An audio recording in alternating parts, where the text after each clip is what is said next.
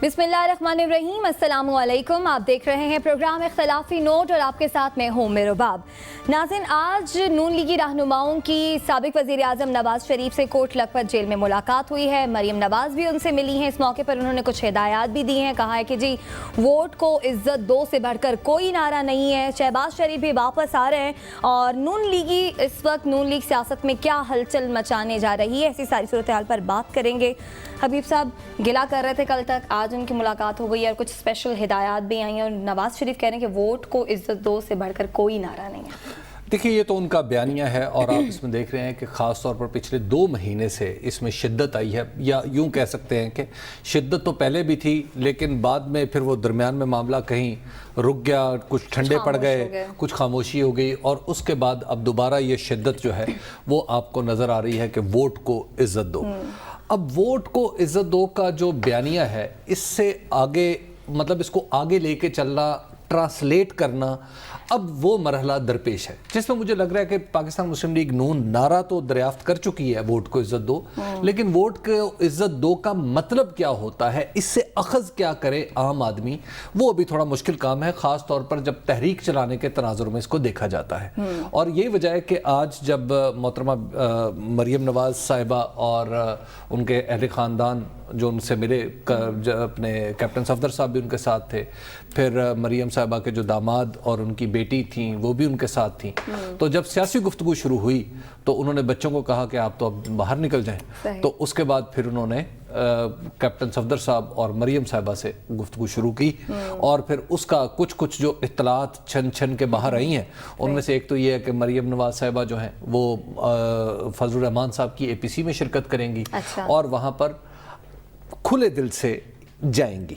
और उसूली मौक़िफ़ ये होगा कि हुकूमत के ख़िलाफ़ कैंपेन शुरू की जाए। लेकिन अब उस कैंपेन की शक्ल क्या होगी, ये 3-4 मुख्तलिफ चीज़ें हैं। उसमें मुझे लगता है कि जो मेरे तक इत्तलात हैं, पाकिस्तान मुस्लिम लीग नून अब तक क्लियर नहीं हो सकी कि करना क्या है। मिसाल के तौर पर जो मौलाना फजलुर रहमान साहब हैं वो ये कह रहे हैं कि कैंपेन तो हुकूमत के खिलाफ जो तहरीक है वो तो चलानी है, लिहाजा ये तो बॉटम लाइन तो ये तयशुदा है। दूसरा ये कि कैसे चलानी से अब यहाँ से मुस्लिम लीग नून के अंदर भी दो चीज़ें सोची जा रही हैं। वो ये है कि एक तो बड़े बड़े जलसे मुनक्किद किए ना जिसमें सारी की सारी अपोजिशन शरीक हो, यानी आप जरा तसव्वुर करें ऐसे जलसे का कि जिसमें मरीम नवाज साहिबा भी तकरीर फरमाएंगी, जिसमें बिलावल भुट्टो साहब भी तकरीर फरमाएंगे, जिसमें मौलाना फजलुर रहमान साहब भी तकरीर फरमाएंगे, शहबाज शरीफ साहब भी इम्कानी तौर पे तकरीर कर सकते हैं। तो अब आप जरा तसव्वुर करें कि इस तरह, और उसके बाद मौलाना असदुर रहमान जो मौलाना फजलुर रहमान के बिसाहबजादे हैं वो भी तकरीर कर सकते हैं। तो आप जरा एक ऐसे जलसे का तसव्वुर कीजिए जिसमें आपके मुल्क के 4 बड़े लीडर्स के साहबजादगान और साहबजादी जो हैं वो कौम से मुखातिब हों और कौम को कह रहे हों कि आइए चलें जनाब हुकूमत के खिलाफ तहरीक चलाएं। तो ये तस्वीर क्या मैसेज दे रही होगी अवाम को कि जब चारों हाथों में हाथ डाले खड़े होंगे और कह रहे होंगे कि इमरान खान गलत है, तो वो जो इमरान खान का वो जो बयानिया है कि जनाब ये सब मौरूसी सियासत है, तो कहीं उसको तक़वियत तो नहीं दे देगी ये तस्वीर किस चीज़? दूसरी बात ये है कि एक तो ये जलसों का प्लान है, दूसरा ये है कि मौलाना फजलुर रहमान साहब ये कहते हैं कि जनाब उन्होंने एक नंबर भी दिया, वो क्या? अब नंबर बता दूं? बताएं जी, बताएं। उन्होंने कहा जी कि मैं 10 से 20 हज़ार लोग इस्लामाबाद में लाके बिठा दूंगा। अच्छा, मतलब लॉकडाउन और ऐसा, ये मौलाना का ख्याल है, ठीक है, बशर्ते कि आप भी साथ चलें। इरादा बांधा है। अच्छा, उनका इरादा तो बांधा हुआ, दूसरे कन्विंस नहीं हो रहे हो अब तक ना। तो अब आप जनाब अब जरा तसव्वुर करें 20,000 लोग जो हैं वो बैठे हों शारे दस्तूर पे मौलाना फजलुर रहमान के, और बीच बीच पे पीपल्स पार्टी के झंडे भी हों, पाकिस्तान मुस्लिम लीग नून के भी हों, और भी छोटे छोटे झंडे हों, तो फिर क्या सूरत हाल बनेगी। और मैं आपको एक और बात बता दूं, अंदर की खबर है, अंदर की बात, वो क्या?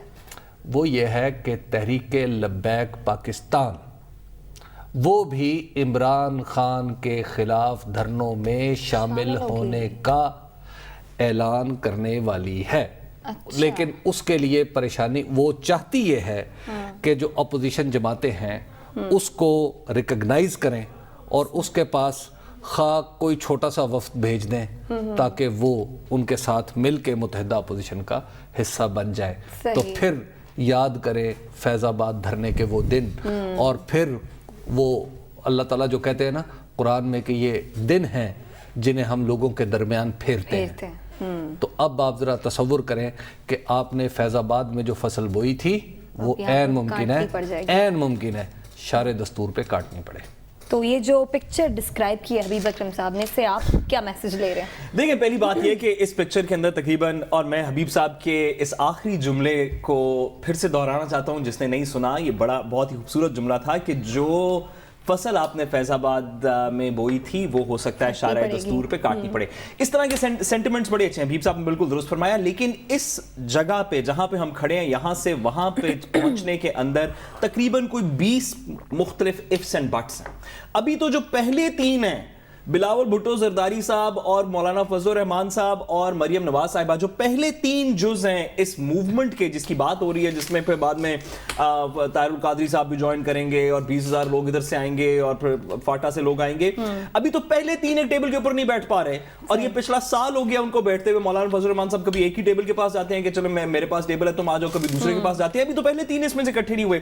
تصویر حبیب صاحب نے کہا کہ تصویر کس چیز کا کیا چیز دکھائے گی، بہت سی چیزیں اس طرح کی تصویر دکھا سکتی ہے، ایک چیز جو ضرور یہ دکھائے گی اس طرح کی تصویر جس میں مولانا فضل الرحمان صاحب اور یہ تمام بلاول بھٹو زرداری صاحب اور مریم نواز صاحبہ سب لوگ کھڑے ہوں گے، وہ یہ ہے کہ ہمارے ملک کے اندر آئیڈیالوجی کی پالیٹکس ختم ہو جائے گی۔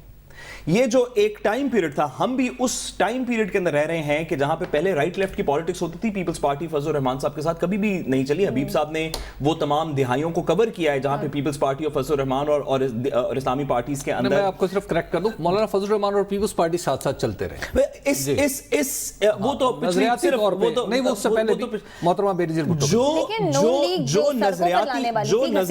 جو نظریاتی سیاست تھی جس کے اندر ایک دوسرے کے پیٹ پھاڑے جانے تھے، جس میں رائٹ لیفٹ تھا، اگر وہ اکٹھے کھڑے ہوں گے تو وہ تصویر بہت سی چیزیں بتائے گی، لیکن ایک اس چیز کو بھی بتائے گی کہ نظریاتی سیاست اس ملک میں دفن ہو چکی ہے۔ اب صرف انفرادی سیاست ہے کہ میرے پیسے کون بچائے گا اور اس کے پیسے کون بچائے گا۔ میں وہ فواد چودھری صاحب والے جملے کے کون سے بچاؤ تحریک ہیں، میں وہ نہیں استعمال کرنا چاہتا، لیکن کم از کم پیسے بچاؤ تحریک ضرور ہے۔ اور اگر یہ واقعی اکٹھے ہو گئے، حبیب صاحب نے اس کے اندر ایک اور بات بھی کی، تو اندر بھی کچھ خلشیں ہوں گی۔ کل ہی ہم بات کر رہے تھے کہ شہباز شریف صاحب کا بیانیہ جو ہے وہ ہو سکتا ہے کہ نواز شریف صاحب کے بیانیے سے تھوڑا سا مختلف ہو۔ جو شدت حبیب صاحب ہی بتا رہے تھے کہ جو شدت مریم نواز صاحبہ کی ٹویٹس کے اندر ہے، ہو سکتا ہے شہباز شریف صاحب کے آنے سے اس نیریٹو کے اندر کچھ چیزوں میں بہتری آئے، تو بظاہراً اگر نہیں آئے گی تو اندر کی خلشیں بھی پارٹی کی نہیں جائیں گی۔ میں ایک آخری بات اس کے اندر ضرور کرنا چاہتا ہوں کہ یہ جو سویز ہیں کہ کچھ دیر کے لیے خاموشی ہو گئی، پھر پارا چڑھ گیا، پھر خاموشی ہو گئی، پھر پارا چڑھ گیا، یہ ان چیزوں کی انڈیکیشن ہے کہ جو بھی کہیں پہ رعایت ملنے کی بات ہو رہی تھی، درمیان میں ہم سب نے کہا کہ مل گئی رعایت، وہ باتیں اب نہیں ہو رہی۔ ووٹ کو عزت دو، نواز شریف صاحب نے کہا کہ بہت اچھا نعرہ ہے، یہ بات نواز شریف صاحب کو حبیب صاحب بھی اور حبیب صاحب کے جیسے بہت سے سینئر صحافی پہلے بھی سمجھاتے ہیں کہ اگر ووٹ کو عزت دینی ہے تو سب لوگوں کے ووٹ کو عزت دینی پڑے گی، صرف نون لیگ کے ووٹ کو عزت نہیں دینی پڑے گی۔ اگر ووٹ کو عزت دینی ہے تو یہ جو پارلیمنٹ چل رہی ہے جس کے اندر ان کی اس وقت میجورٹی نہیں، اس پارلیمنٹ کو بھی عزت دینی پڑے گی، ایسی چیزوں کو عزت دینی پڑے گی جن کے آپ ساتھ نہیں۔ لیکن معذرتاً آخری جملہ کہ ووٹ کو عزت دو کا جو نعرہ ہے اس کے پیچھے چھپ کے اکاؤنٹیبلٹی سے نہیں بچا جا سکتا، کرائم سے نہیں بچا جا سکتا۔ کوئی شخص فوجی پوسٹ کے اوپر حملہ کر کے نہیں کہہ سکتا مجھے ووٹ پڑے ہیں، کوئی شخص ملک کا نیشنل ایکسچیکر چوری کر کے یہ نہیں کہہ سکتا کہ مجھے ووٹ پڑے ہیں۔ ووٹ کو عزت دو، ہمارے ملک میں احتساب کا ڈیفنس نہیں بنے گا۔ بالکل ایسا ہی ہے۔ اچھا، ایک بات جو سعد رسول نے بھی کہی کہ دولت کو بچانے کے لیے جو یہ تحریک چلائی جا رہی ہے، ایک امپیکٹ کریٹ ہو چکا ہے، اس سے جب تک زائل نہیں کریں گے آپ کو لگتا ہے تب تک یہ تحریک کامیاب ہو پائے گی؟ دیکھیے یہ بہت ہی بنیادی نقطہ ہے۔ اب تک اگر آپ دیکھیں کہ پاکستان مسلم لیگ نون سم ہاؤ اور ادر، پاکستان مسلم لیگ تو الیکشن سے پہلے ہی احتساب کو بھگت رہی ہے نا، اور اس میں محترمہ مریم صاحبہ بھی اندر جا چکی ہیں، اور پھر خود نواز شریف صاحب اس وقت بھی जेल के अंदर है शहबाज शरीफ और जा शहबाज सकते शरीफ साहब के ऊपर केसेस हैं, वो भी अंदर जा सकते हैं और जा फिर- चुके हैं एक दफा। और एक दफा जा चुके हैं और फिर हमजा शहबाज के ऊपर भी गिरफ्तारी की तलवार लटक रही है।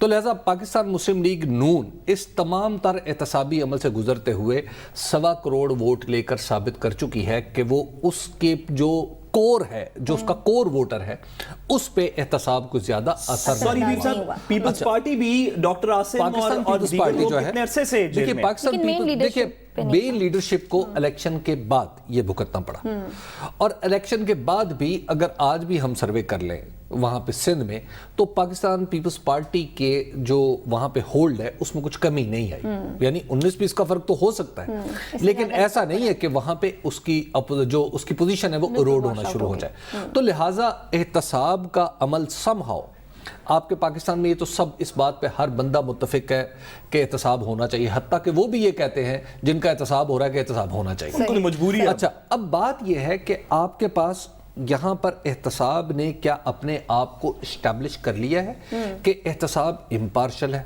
क्या एहतसाब के बारे में ये बात तय हो चुकी है कि कानून के ऐन मुताबिक है? ठीक है। ये अभी इस पे कुछ सवालात बाकी हैं। ठीक है, इस पर ये सवालात बाकी हैं और इसका जवाब भी लेंगे। मुस्लिम लीग नून के रहनुमा मुसद्दिक मलिक हमारे साथ मौजूद हैं। मुसद्दिक मलिक साहब, पहले तो ये बताइएगा कि क्या नून लीग ये इरादा कर चुकी है कि वो इस तहरीक का हिस्सा बनेगी जो हुकूमत के खिलाफ चलने जा रही है? देखिए, नून लीग किसी तहरीक का हिस्सा बनेगी या नहीं, इसका फैसला तो ऑल पार्टीज जो मीटिंग होगी उसके बाद होगा, जो अच्छा। बहुत जल्द होने वाली है। अगर हिस्सा बनती है तो फिर ऑब्जेक्टिव्स क्या होंगे? देखिए, मुत्तफिका सबसे बड़ा ऑब्जेक्टिव जो हमारी पार्टी का विद दिस लार्जर ग्रुप या उसके बगैर सबसे बड़ा मकसद ये है कि ये लोगों पे जो इस वक्त बोझ पड़ रहा है महंगाई का, और जिस किस्म का हम एंटिसिपेट कर रहे हैं बजट, उसमें हमारा जो बोझ है हुकूमत पे ये होगा कि उसको वो अवाम दोस्त बनाएं और बिलखसूस जो गरीब लोग हैं उन पे जो इजाफी बोझ डाले जा रहे हैं उनको खत्म। मुसद्दिक मलिक साहब, ये सबसे बड़ा गोल होगा आपकी पार्टी का, ये नवाज शरीफ साहब की रिहाई और आपके खिलाफ जो एहतसाब के केसेस चल रहे हैं वो सबसे बड़ा गोल होगा? देखिए, नवाज शरीफ साहब तो बिल्कुल क्लियर हैं अपने दिमाग में और उन्होंने बिल्कुल ऐलान ये बात की है कि आप मेरी परवाह मत कीजिए। अच्छा, आप अवाम के जो हकूक हैं, आप ये बात मान गए, उनकी परवाह नहीं हो रही? नहीं, देखिए क्या परवाह हो सकती है जी, हम अभी भी काफी देर से, इससे ज्यादा क्या हो सकता है कि वो जेल में हैं, उनको एंजाइना की तकलीफ है और मुख्तलिफ डॉक्टर्स के पैनल जो हैं 6 गालिबन बन चुके हैं जो अपनी राय उस पर दे चुके हैं। उन तमाम आरा को मद्देनजर रखते हुए जब हुकूमत कहती है या जब अदालत कहती है कि आप जेल जाएं तो वो जेल चले जाते हैं। अब आप बताइए कि आप मलिक साहब ये बताइएगा कि जिस ऑल पार्टीज कॉन्फ्रेंस का आप जिक्र कर रहे हैं उसमें तीन बड़े फरीक हैं, आप हैं सबसे बड़े फरीक हैं, आपके बाद पीपल्स पार्टी है और फिर मौलाना फजल रहमान है। मौलाना फजल रहमान कहते हैं कि ये हुकूमत कल की गिरती आज गिरे। पाकिस्तान पीपल्स पार्टी आसिफ अली जरदारी वाज़े तौर पर ये कह चुके हैं कि अब ये हुकूमत ज्यादा देर रही तो मुल्क खराब होगा और इतना खराब हो जाएगा कि हम भी ठीक नहीं कर सकेंगे। आपकी तरफ से हुकूमत के गिराए जाने या ना गिराए जाने पर अभी तक कोई सामने कुछ स्टेटमेंट नहीं है, तो पार्टी की पोजीशन क्या है, हुकूमत गिराना या ना गिराना? मैं अभी आपको ये स्टेटमेंट दे देता हूँ, मैंने पहले भी कई प्रोग्राम्स में दिए, मैं अभी दोबारा आपको दे देता हूँ। बड़ा वाज़े मौक़िफ़ है हमारा कि अगर ये हुकूमत गरीब आदमी की जिंदगी के रास्ते में हायल होगी, अगर ये हुकूमत गरीब आदमी को रिलीफ नहीं देगी, अगर ये हुकूमत IMF की एक्सट्रैक्शन की जो पॉलिसी है, जो ईस्ट इंडिया कंपनी वाली पॉलिसी है, उसको इस मुल्क में नाफिज करने की कोशिश करेगी, तो अवाम भी और सियासी जमातें भी इनको खुद ही गिरा देंगी। अच्छा चले आप गिरा दें हुकूमत, चलिए इन सारे अगर पे, इन सारे अगर के मेयारात जो आपने अभी तय किए हैं, इन पे ये हुकूमत पूरा नहीं उतरती तो जाहिर है गिर जाएगी। आपके पास ऑल्टरनेट प्लान है कि जब इलेक्शन, हम फर्ज कर लेते हैं कि हुकूमत गिरेगी, इलेक्शन होगा, इलेक्शन के बाद आप इक़्तिदार में आ जाएंगे, आपके पास ऑल्टरनेट प्लान है कि डॉलर 122 पे आ जाए, महंगाई की शरह जो है वो दोबारा 2% पे आ जाए, कर्जों का मामला जो है वो पाकिस्तान में हल हो जाए?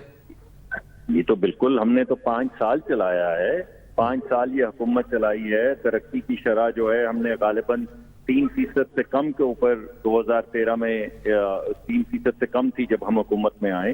जब हमने हुकूमत छोड़ी तो तकरीबन 6% तरक्की की शरह हो चुकी थी और तरक्की की शरह आवाम को पता होना चाहिए। मलिक साहब ملک صاحب یہ باتیں تو درست ہیں کہ آپ جب آئیں گے تو آپ کے پاس کیونکہ اکنامک وزٹس بہت زیادہ ہیں، بہت اچھے ہیں، تو وہ بڑی ترقی لائیں گے پاکستان کے اندر. ہوپ فلی اسحاق ڈار صاحب بھی اللہ کرے گا پاکستان واپس آ جائیں گے اس ٹائم پیریڈ کے اندر. تو احتساب کا عمل چلے گا آپ کی حکومت کے اندر یا وہ بند کر دیں گے؟ دیکھیے پہلی بات تو یہ کہ جب آپ مجھ سے سوال پوچھے تو مجھے کم از کم جواب دے لینے دیں. اب آپ مجھے بتائیے آپ مکمل کیجئے اپنی بات. اس کو لوگوں کو کیا پتا چلا ہے؟ میری بات سے کچھ بھی پتا نہیں چلا. تو میں جو موٹی کیونکہ آپ بات کو آگے مختلف طرف لے جانا چاہتے تو میں عوام کو یہ پیغام دینا چاہتا ہوں کہ ہم پالیسی ریٹ کم کریں گے تاکہ ملک میں سرمایہ کاری بڑھے. ہم بوجھ جو ٹیکسز کا ہے وہ لوگوں پہ کم کریں گے مگر اس کی بیس بڑھائیں گے، جیسا کہ جاتے جاتے آخری جو ہمارا بجٹ آیا تھا اس میں مفتاح صاحب نے یہ کیا تھا. اور ہم یہ چاہیں گے کہ کسی بھی صورت ملک کی گروتھ جو ہے، ترقی جو ہے، جس کے ذریعے لوگوں کو روزگار ملتا ہے، غریب لوگوں کو، وہ ختم نہ ہو. ہم وہ پروگرامز انیشیٹ کریں گے جو امپلائمنٹ انٹینسو ہیں، جیسا کہ ہم پہلے کرتے رہے ہیں. سڑکیں بنتی ہیں، لوگوں کو امپلائمنٹ ملتی ہے، بجلی کے کارخانے لگتے ہیں، لوگوں کو امپلائمنٹ ملتی ہے. اور کیونکہ پاکستان کے زیادہ تر لوگ ایسے ہیں جو غریب ہیں اور کم سکلڈ ہیں، تو ہمارا فوکس یہ ہوگا کہ کم سکلڈ لوگوں کے لیے اور انٹینسٹی جس کے اندر امپلائمنٹ کی زیادہ ہو، ان تمام جگہوں کے اوپر ہم سرمایہ کاری خود بھی کریں اور کروائیں بھی. یہ تو ہے اکنامک ویژن. جہاں تک احتساب کا سوال ہے، میں سمجھتا ہوں احتساب والی کشتی ایک دفعہ ہم نے بوٹ مس کی تھی، اب دوبارہ مس نہیں کریں گے. احتساب پورے ملک میں ہونا چاہیے، ہر وقت ہونا چاہیے، مگر احتساب کو انتقام نہیں بننا چاہیے. اور یہ دعوت ہم نے کئی مرتبہ دی. ہم نے پچھلی مرتبہ اس کے اوپر عمل درآمد نہیں کیا. اب اگر حکومت میں آئیں گے تو ضرور یہ تفریق کریں گے کہ انتقامی کارروائیاں نہ ہوں، ہمارے دشمنوں کے خلاف بھی نہ ہوں، جو اس وقت انتقامی کارروائیاں کر رہے ہیں ان کے خلاف بھی نہ ہوں. اچھا مصدق ملک صاحب یہ بھی بتائیے گا کہ اگر یہ تحریک چلتی ہے تو پھر اسے لیڈ کون کرے گا اس تحریک کو؟ میرا ذاتی خیال، اگر میں نے جیسے پہلے بھی آپ کو اس پروگرام کے شروع میں بتایا، میں سمجھتا ہوں کہ اس وقت اس کی لیڈرشپ جو ہے وہ عوام کے ہاتھ ہے. وہ لوگ جو بالکل جن کے بجٹ پورے نہیں ہو رہے، آپ ان خاندانوں سے پوچھیں جن کا 24 میں یا 25 میں روزے ختم ہو گیا تھا بجٹ، اور نہ ان کے پاس عید منانے کے پیسے تھے، نہ ان کے پاس روزہ کھولنے کے پیسے تھے. اس مرتبہ آپ چاند رات کے اوپر جو سپینڈنگ ہوئی ہے، اگر آپ بازاروں میں گئیں تو آپ کو وہ کہنا، وہ تو عوام کی مصدق ملک صاحب آپ بات کر رہے ہیں، لیکن ساتھ آپ کی اجازت سے ظاہر ہے کسی نہ کسی اپوزیشن کی جماعت نے تو اسے لیڈ کرنا ہے نا، کسی ایک رہنما نے. بلاول بھٹو زرداری صاحب کہہ رہے ہیں کہ شہباز شریف واپس آ رہے ہیں، اچھی بات ہے، اپوزیشن کو وہ لیڈ کر رہے ہیں. اندر تو کر رہے ہیں قومی اسمبلی کے، سڑکوں پر بھی وہی لیڈ کریں گے کیا؟ جی اے پی سی بلانے کا مقصد ہی یہ ہے کہ ایک مکمل لائحہ عمل جو ہے وہ طے ہو کر سامنے آ جائے. ملک صاحب آپ کے جی آپ اے پی سی میں یہ بات ڈیسائیڈ ہوگی. سر یہ بتائیے گا کہ آپ کی انڈرسٹینڈنگ میں کتنا فرق رہ گیا ہے ان تینوں پارٹیز کا، ان تینوں بڑی پارٹیز کا اکٹھے ہونے کا؟ دیگر پارٹیز تو شامل ہو جائیں گی، پیپلز پارٹی میں، آپ میں اور مولانا صاحب میں کون سی چیز ہے جو ابھی طے ہونی باقی ہے جس کے بعد آپ سب ایک پلیٹ فارم کے اوپر ایک تحریک چلائیں گے؟ جی میرا نہیں خیال کہ اس وقت کوئی بھی ایسی بڑی چیز ہے جو جس کے اوپر کو بہت بڑی ڈیبیٹ ہونے والی ہے. تمام پارٹیز کا یہ متفقہ خیال ہے اور ہر پارٹی اس کا اظہار برملا کر رہی ہے کہ جو بوجھ لوگوں پہ ڈالا جا رہا ہے، لوگوں کی زندگیاں برباد ہو رہی ہیں اور یہ ناقابل برداشت ہے. کوئی بھی 40-50 ہزار روپے کمانے والا شخص جو ہے وہ بجلی کا بل 14,000 نہیں دے سکتا، گیس کا بل 6,000 نہیں دے سکتا. وہ اپنے بچوں کا کیا کریں؟ ان کو جلا دیں، ان کو اسکولوں سے اٹھا لیں، بوڑھے ماں باپ کے لیے دوائیں نہ لائیں، وہ کیا کریں؟ آپ نے جو جس شخص کو ڈائلسس کی ضرورت ہوتی، یعنی اگر اس کا ڈائلسس نہ ہو تو وہ مر جائے، ایسا نہیں کہ اس کو ڈائلسس کے بغیر گزارا. ملک صاحب اس میں ایک بات کی جا رہی ہے اس تحریک کے حوالے سے کہ اسلام آباد میں لاک ڈاؤن کر دیا جائے گا. آپ کو نہیں لگتا کہ آپ اسی راستے پہ جا رہے ہیں جس پہ عمران خان صاحب جا رہے تھے؟ اسلام آباد لاک ڈاؤن، مجھے نہیں معلوم آپ کو یہ بات معلوم، اور جس کی آپ اس کو تنقید کر رہے تھے. میں نے تو آپ کو کہا ہے کہ مجھے معلوم ہی نہیں ہے کہ یہ کون شخص، آپ نے کہاں سے یہ بات سن لی ہے. میں نے تو آپ کو बिल्कुल वाज़ेह अल्फाज में बताया है कि एपीसी की मीटिंग होगी, उसमें तमाम पार्टी बैठेंगी, वो मिलकर एक मुत्तफ़िका तरीका। ठीक है, एपीसी की मीटिंग होगी, उसमें तमाम अपोजिशन की जमातें शिरकत करेंगी और मिलकर एक मुत्तफ़िका लाहे अमल तय किया जाएगा कि किस तरह से इसको तहरीक को लेकर चलना है, कौन लीड करेगा कौन नहीं। बहुत शुक्रिया मुसद्दिक मलिक साहब हमारे साथ मौजूद थे। वक्त हुआ ब्रेक का, जब ब्रेक से वापस आएंगे तो आपको बताएंगे कि बड़े टैक्स चोरों के लिए एफबीआर ने शिकंजा कस लिया है और वो क्या करने जा रहा है, ये देखने के लिए हमारे साथ रहिएगा।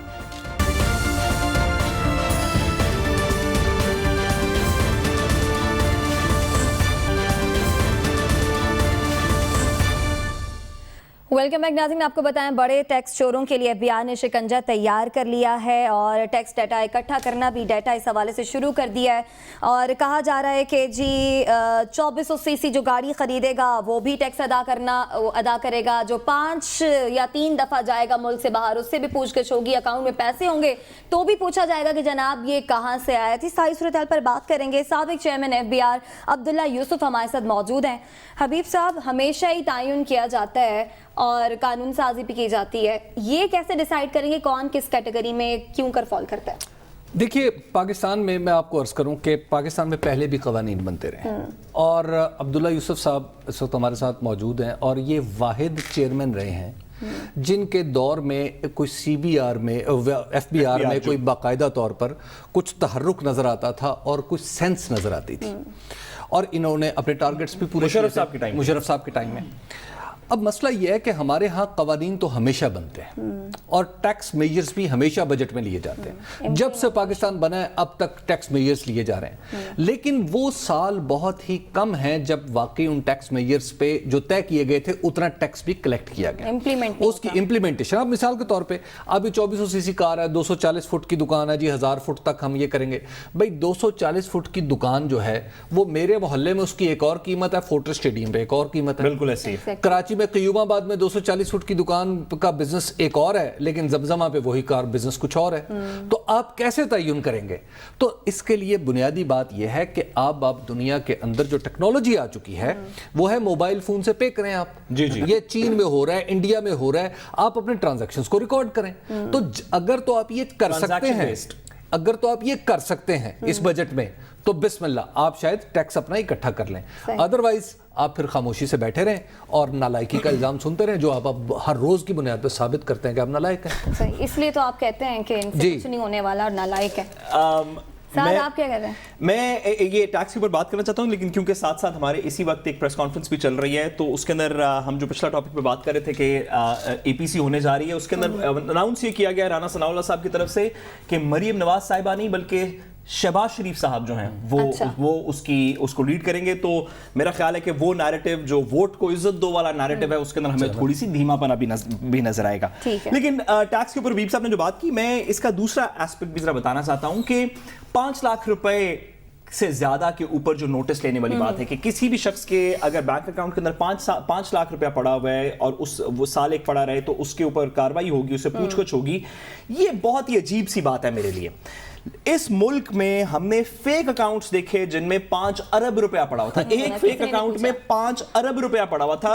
जेआईटी ने उस तरह के डजन्स ऑफ फेक अकाउंट जो है उनको आइडेंटिफाई किया जिसमें 5 अरब रुपया पड़ा हुआ था। एक रेगुलर शख्स जो कि कहीं पे दुकान चलाता है, जो कि कहीं पे ब्रांच का मैनेजर लगा हुआ है, उसने अपनी बेटी की शादी करनी हो तो उसने कुछ पैसे जोड़ के 5, 7, 10 लाख रुपया जो जोड़ा होगा, आप उस बंदे से तो पूछने जा रहे हैं कि भाई तेरा 5 लाख रुपया किधर से आया है। मेहरबानी करके जो कैपेसिटी नहीं है एफबीआर की कि वो पाकिस्तान सारे के अंदर हर 5 लाख रुपए वाले से पूछगिछ करे, उसका मनी ट्रेल करे, ये काम उससे ना करवाएं। आप 5 अरब से नहीं शुरू करना चाहते, आप 50 करोड़ रुपए से 5 करोड़ रुपए से शुरू कर दें, 50 करोड़ रुपए से शुरू कर दें।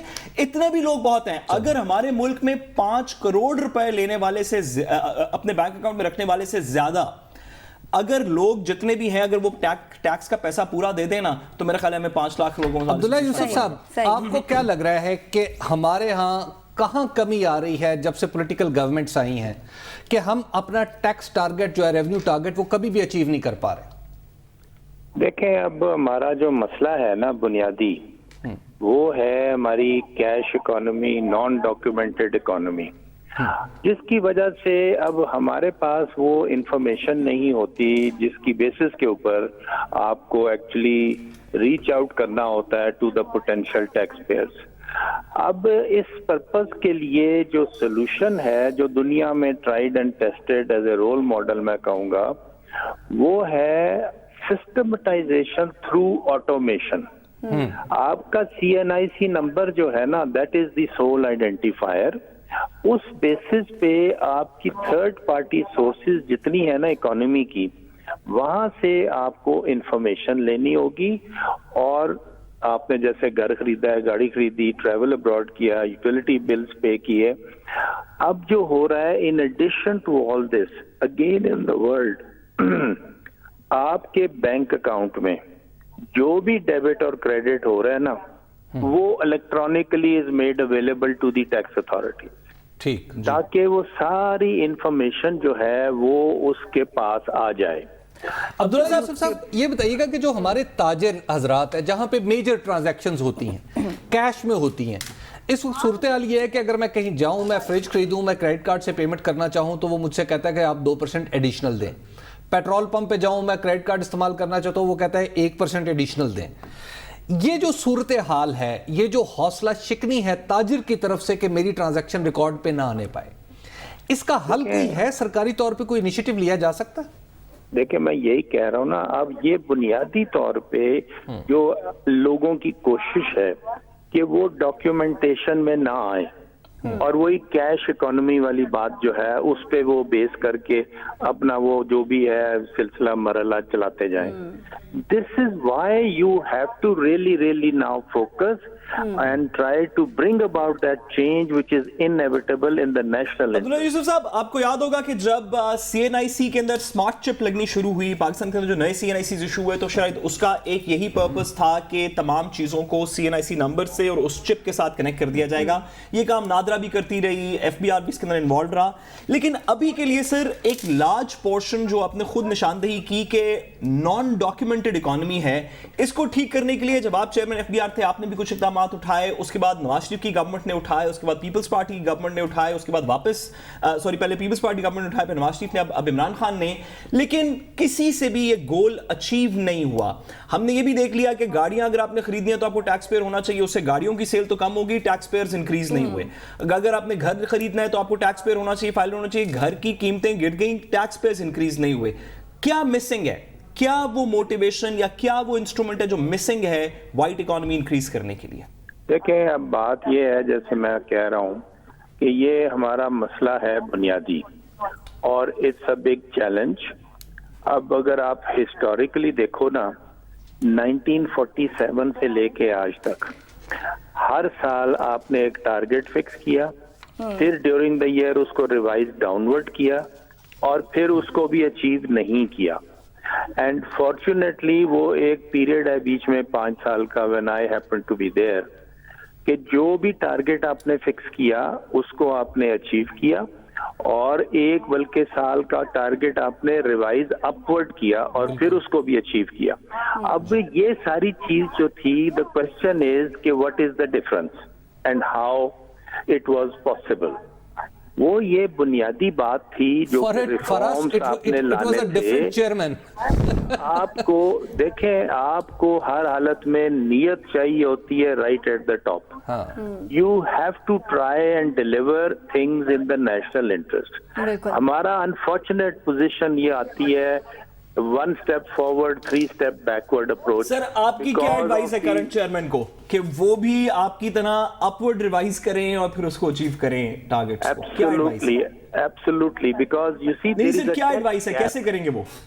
नहीं, वो मेरी ऑलरेडी उनसे मुलाकात भी हुई है and that is what I feel, that you have to focus on this automation point that I am making and that will definitely also achieve the desired result for you.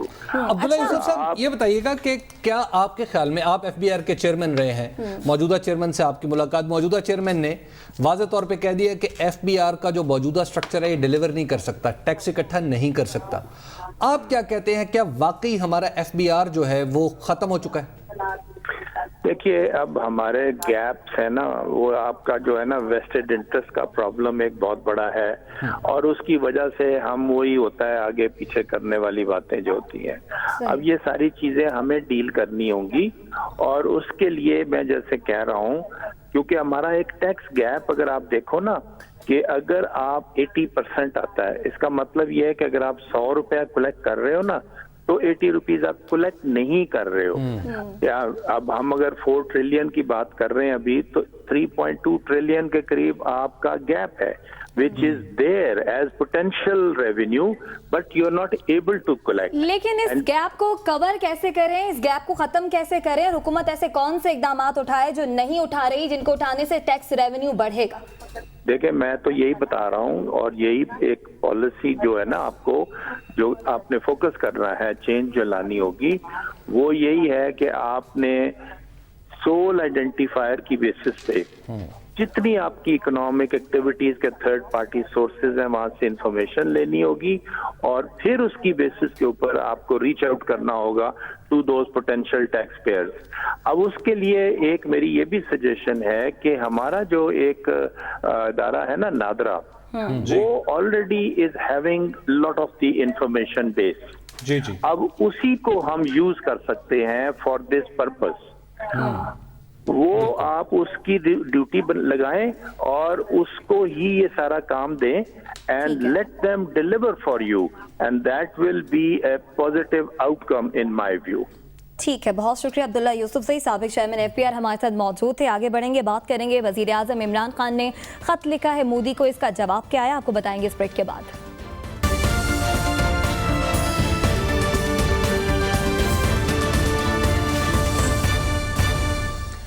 Welcome back नाज़रीन, आपको बताएं पाकिस्तान की ख्वाहिश है कि खित्ते में अमन हो, लेकिन भारत इससे गुरेज़ा है। वज़ीर आज़म इमरान खान ने मोदी को खत लिखा है, जबकि शाह महमूद कुरैशी ने भारत में अपने हम मनसब को खत लिखा और कहा कि तमाम मामलात को बातचीत के जरिए हल करना चाहते हैं, लेकिन भारत ने कहा है कि मोदी और इमरान खान की मुलाकात का कोई इम्कान नहीं है। इसी सारी सूरत हाल पर बात करेंगे।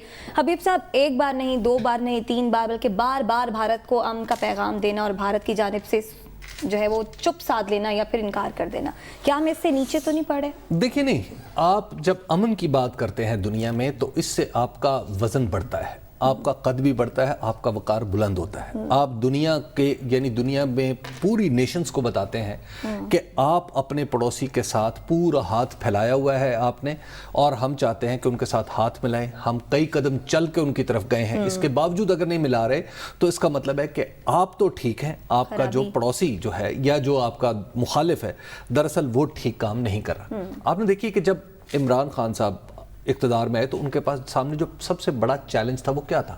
वो था फरवरी वाला, जब पुलवामा का अटैक हुआ, और उसके बाद फिर उसके नतीजे में भारत ने हम पर हमला किया। भारतीय जारहियत का जवाब हमने एक तो मुंह तोड़ भी दिया, लेकिन उसके साथ साथ अभिनंदन को हमने जो गिरफ्तार किया था उसको छोड़ा भी। देखिए, एक अच्छा जेस्चर गया। उसके बाद आप देखिए कि हमारी फौज, हमारे सिविल हुकूमत, हमारा मीडिया, हम सब ने क्या किया? हमने ना तो खौफजदा हुए, और ना ही हमने कहा कि काट दो, मार दो, चढ़ दौड़ो, ये भी नहीं हुआ। हमने मुंह तोड़ जवाब भी दिया हर महाज पे, और उसके साथ साथ अमन का पैगाम भी दिया। तो हम तो ये कोशिश करते रहेंगे। अच्छा, और मैं आपको एक बात अंदर की बताऊं। अच्छा, वो क्या? वो ये है कि जब से इलेक्शन खत्म हुआ है, इमरान खान साहब ने एक एनालिसिस, आपको याद है, कुछ अरसा पहले पेश किया था कि इलेक्शन के बाद हालात ठीक हो जाएंगे। तो मैं आपको अर्ज करूं कि सतह पे, सरफेस पे, चाहे उस तरफ से इनकार है, चाहे इस तरफ से इसरार है, जो कुछ भी है, लेकिन सरफेस से नीचे अगर आप देखें तो मामलात सेटलमेंट की तरफ बढ़ते हुए नजर आ, सेटलमेंट नहीं, नॉर्मलाइजेशन की तरफ बढ़ते हुए नजर आ रहे हैं। अच्छा, जो कि अच्छी बात है। जी, तो ये अच्छी बात है। देखिए, सबसे पहला आगाज ऐसा ही होता है कि पॉलिटिकल सियासी क़यादतें कहती हैं हम नहीं मिलेंगे, हम नहीं करेंगे, लेकिन देखिए इमरान खान तो जंग नहीं चाहते, तो खुल के कह चुके हैं, बार बार कहते हैं कि आप 1 कदम बढ़े, मैं 10 कदम बढ़ूंगा। बिल्कुल। तो जब ये तो है पाकिस्तान का मौक़िफ़। अच्छा, क्या मोदी कह रहे हैं कि हमें जंग चाहिए? मोदी भी ऐसा तो नहीं कह रहे, वो हरकतें तो करते हैं, लेकिन वो सब कुछ करते हैं, जरा सख्त जबान इस्तेमाल करते हैं। देखिए, हमें وہ پاگلپنا اپنے طور پہ کرتے رہیں تو کرتے رہیں, ہمیں تو نہیں کرنا چاہیے. اور پھر سرفیس سے میں نے آپ کو عرض کیا نا, نیچے آپ کو چند دن میں یہ چیزیں سرفیس پہ ہوتی ہوئی بھی نظر آ جائیں گی. سرفیس کے سے نیچے معاملات کہیں نہ کہیں سیٹل ہونا شروع ہو رہے ہیں. انشاءاللہ ایسا ہے تو ایسا ضرور ہو. آپ کو بھی یہ لگتا ہے ہمارے قد کاٹ میں اضافہ ہو رہا ہے یا بھارت اس کو ہماری کمزوری سمجھے گا؟ دیکھیں, ہمارے قد کاٹ میں اضافہ تو فروری کے ایونٹ کے اندر ضرور ہوا, لیکن میں حبیب صاحب کی بات کے تھوڑا سا اپوزٹ پرسپیکٹو بھی بتانا چاہتا ہوں کہ اس کے اندر کوئی دو رائے نہیں کہ نریندر مودی کا جو الیکشن ہے وہ انہوں نے anti Pakistan, anti minorities, anti domestic مسلم, اینٹی کشمیر کے نعرے کے اوپر جیتا.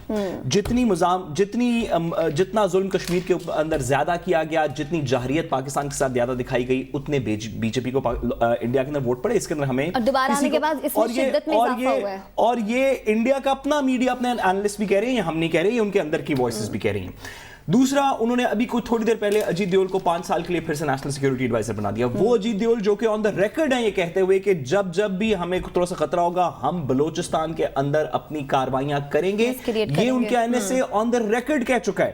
تو یہ جنگ کوئی ڈھکی چھپی جنگ نہیں ہے, وہ اعلان کر چکے ہیں جنگ کا, انہوں نے ظاہریت کر لی. ان کے نیشنل سیکیورٹی ایڈوائزر نے آن دا ریکارڈ کہا کہ ہم بلوچستان کے اندر یہ کام کرواتے ہیں. آپ نے وہاں سے ان کا کلبوشن پکڑ لیا. تو یہ اجیت دیول اور نریندر مودی کی پالیسیز ہیں, اس کے اندر چینج نہ آنا میرا خیال ہے کہ ہماری ایکسپیکٹیشن چیز میں چینج نہیں آئے گا. بٹ جو اصل بات ہے, جو اصل ٹرمپ کارڈ ہے یہاں پہ, اور ٹرمپ کا لفظ بھی یہاں پہ ٹھیک طریقے سے یوز ہوا, وہ آنے والے دنوں میں یہ پرشین گلف کے اندر کیا ہوتا ہے یہ بہت چیزیں ڈٹرمن کرے گا.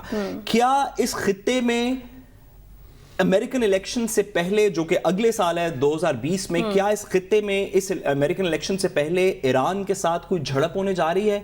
اگر ایران کے ساتھ کوئی جھڑپ ہونے جا رہی ہے تو پاکستان کو اپنی دونوں سائڈ کی سرحدوں کو ڈیفینڈ کرنا پڑے گا, کیونکہ جب بھی اس طرح کی ریجنز کے اندر جنگ چھڑی ہے تو وہ محدود جنگ انفارچونیٹلی نہیں رہی. خاص طور پہ ایک ایسی سچویشن کے اندر جہاں پہ اسرائیل کے پرائم منسٹر اور انڈیا کے پرائم منسٹر کی بڑی گہری دوستی ہے, ایران کی چاہ بہار کے اندر انڈیا کے انٹرسٹس ہیں. اب سے پہلے ہم نے فیبروری کی چیزیں ہم دیکھ چکے ہیں. پاکستان اور ایران کے بہت زیادہ برادرانہ تعلق ہیں, لیکن انٹرنیشنل ریلیشنز اتنی کمپلیکیٹڈ ہے یہاں پہ کہ ہمیں اپنی دونوں سرحدوں کو ڈیفینڈ کرنا پڑے گا.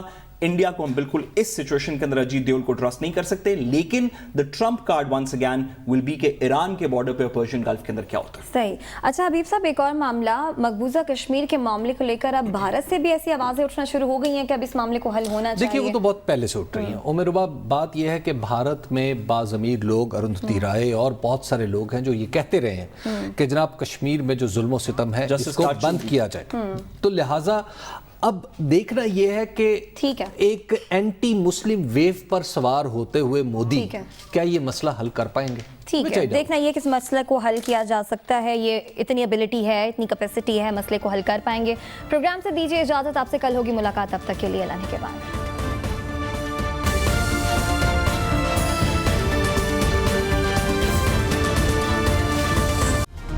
Hi, it's Sayyeda Shanaz here. Thank you for watching Dunya News. For more videos and updates, don't forget to click the subscribe button.